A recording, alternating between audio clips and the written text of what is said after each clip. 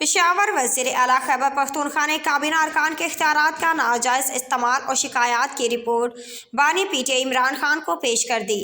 ذرائع کے مطابق وزیر اعلیٰ کی پی علی امین گنڈا پور اور بانی P T I Imran Khan کی اڈیالہ جیل میں ملاقات کی اندرونی کہانی سامنے آ گئی ہے۔ ذرائع کا بتانا ہے کہ وزیر اعلیٰ کے پی علی امین گنڈا پور بعض صوبائی ارکان سے ناخوش ہیں، جس کی رپورٹ انہوں نے عمران خان کو پیش کر دی ہے۔